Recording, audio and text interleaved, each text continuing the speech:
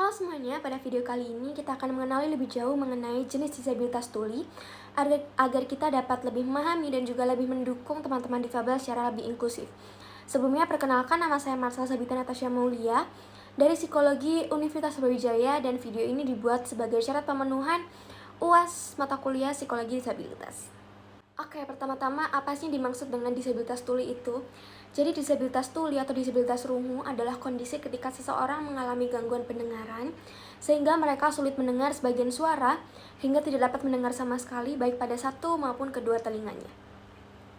Kemudian menariknya, individu penyandang disabilitas rungu ini lebih memilih untuk istilah tuli atau deaf daripada tunarungu. Bagi sebagian masyarakat awam, kata tuli masih dianggap kurang sopan. Namun, bagi mereka, istilah ini justru lebih dihargai karena mencerminkan identitas budaya dan kebanggaan diri mereka, bukan sekedar kekurangan pendengaran. Sementara itu, kata tunarungu secara bahasa bermakna tidak memiliki pendengaran, sehingga lebih menekankan pada kekurangan. Oleh sebab itu, penyebutan yang tepat menjadi penting sebagai bentuk penghormatan terhadap identitas mereka. Menurut WHO dan juga Undang-Undang Nomor 8 Tahun 2016, disabilitas tuli merupakan salah satu ragam penyandang disabilitas yang membutuhkan dukungan komunikasi dan lingkungan yang aksesibel. Baik, yang selanjutnya adalah apa saja sebenarnya karakteristik dari penyandang disabilitas tuli itu.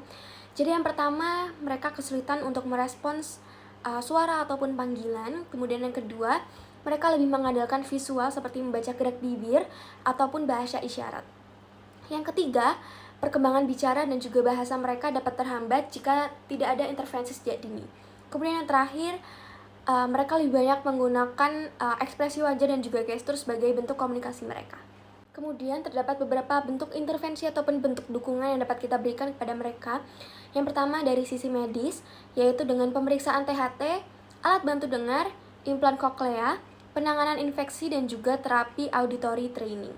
Kemudian yang kedua dari sisi pendidikan, yaitu dengan penggunaan komunikasi total secara oral dan visual, kemudian penggunaan bahasa isyarat, kelas ramah visual, serta materi pembelajaran berbasis gambar dan juga teks.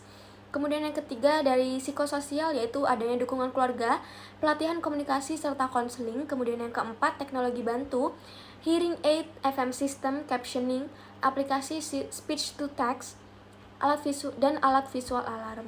Dalam hal ini, pemberian intervensi yang tepat dapat membantu kemampuan komunikasi dan juga kualitas hidup individu tuli menjadi lebih baik. Terdapat beberapa klasifikasi disabilitas tuli. Yang pertama berdasarkan tingkat kehilangan pendengarannya, yaitu yang pertama ringan, mereka sulit mendengar suara pelan. Kemudian sedang, membutuhkan volume lebih tinggi untuk memahami pembicaraan. Kemudian berat, hanya bisa menangkap suara yang sangat keras. Dan sangat berat, hampir tidak dapat mendengar suara sama sekali. Kemudian klasifikasi yang kedua yaitu berdasarkan lokasi gangguannya. Secara konduktif, yaitu gangguan pada telinga luar ataupun tengah. Kemudian yang kedua sensori neural, yaitu kerusakan pada koklea atau saraf pendengaran. Kemudian terdapat campuran juga, yaitu gabungan antara konduktif dan juga sensori neural. Kemudian klasifikasi yang ketiga yaitu berdasarkan waktu terjadinya, yaitu yang pertama prelingual, terjadi sebelum kemampuan bahasa itu berkembang. Kemudian postlingual, terjadi setelah kemampuan bahasa terbentuk. Nah, selanjutnya kita juga akan membahas salah satu isu penting dalam kehidupan teman-teman difabel, yaitu hambatan yang dialami penyandang disabilitas. Banyak orang masih mengira bahwa penyandang disabilitas itu terhambat karena keterbatasan fisik atau mental mereka.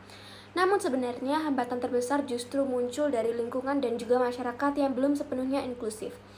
Dalam psikologi disabilitas modern, hal ini dikenal sebagai model sosial disabilitas, di mana disabilitas bukan berasal dari kondisi individunya, tetapi dari hambatan yang muncul karena masyarakat belum menyediakan akses yang setara. Terdapat beberapa hambatan yang dialami oleh penyandang disabilitas tuli, yaitu yang paling utama adalah hambatan dalam segi hal komunikasi. Hambatan yang pertama dan hambatan yang paling utama adalah dalam segi hal komunikasi. Penyandang disabilitas tuli menggunakan komunikasi visual seperti bahasa isyarat, gerak tubuh ataupun gerak bibir, serta ekspresi wajah. Namun, sebagian besar masyarakat masih hanya mengandalkan komunikasi melalui verbal saja. Sehingga dalam hal ini, hambatan yang sering muncul bagi penyandang disabilitas adalah yang pertama, contohnya tidak ada penerjemah bahasa isyarat di sekolah, layanan kesehatan, kantor pemerintah, ataupun acara-acara publik. Kemudian yang kedua, informasi penting hanya disampaikan melalui lisan saja tanpa adanya teks ataupun subtitle. Kemudian yang ketiga, kurangnya pengetahuan masyarakat tentang basic sign language.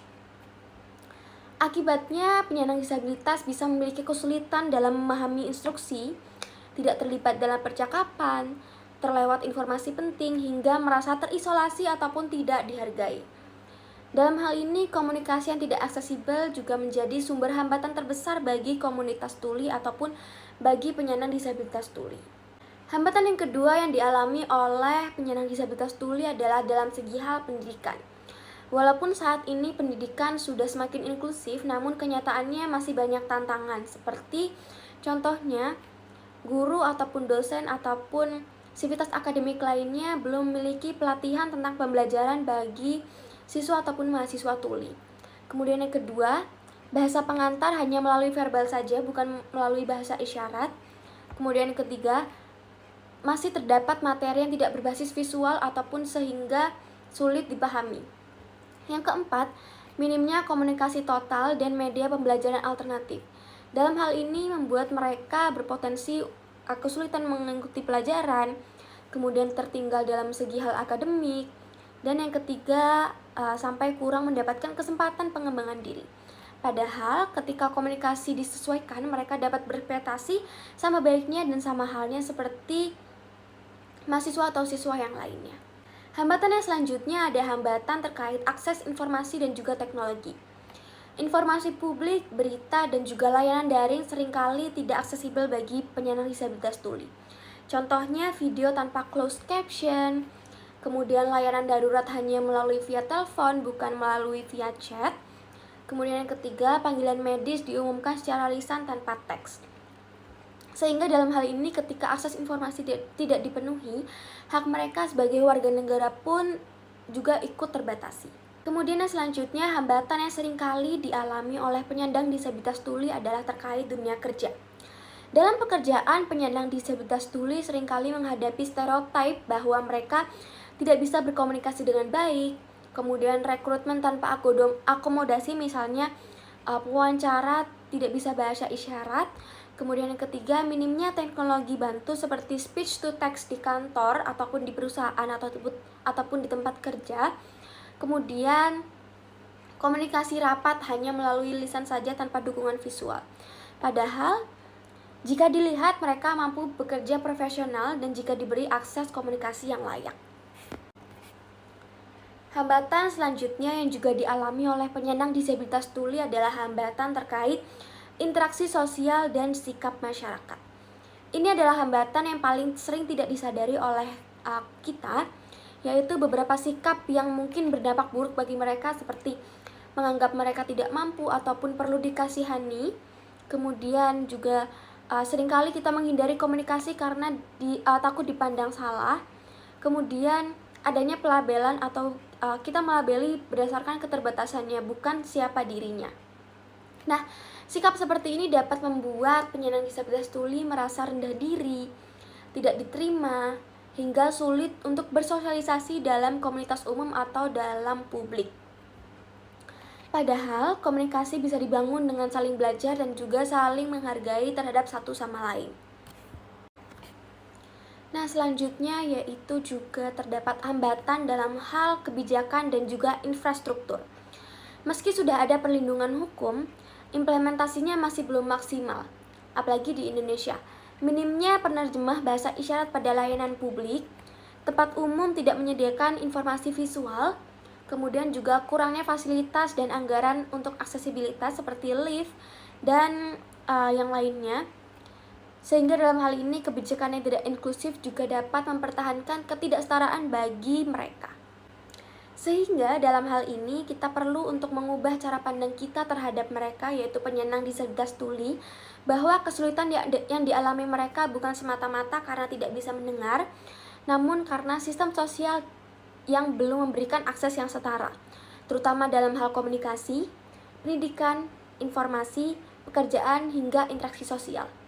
Kita sebagai masyarakat dapat membantu dengan menghargai identitas tuli dengan menggunakan istilah yang mereka pilih. Kemudian yang kedua, belajar untuk berkomunikasi dengan lebih visual. Kemudian yang ketiga, mendukung adanya subtitle, teks, dan juga penerjemah bahasa isyarat. Kemudian yang terakhir, mengubah cara pandang dari kasihan menjadi setara. Dengan begitu kita bisa menghadirkan dunia yang benar-benar inklusi, di mana setiap orang dapat berpartisipasi dan dihargai sepenuhnya tanpa hambatan. Sekian dari saya, terima kasih sudah menonton. Mari terus membangun lingkungan yang lebih ramah bagi teman-teman penyandang disabilitas tuli.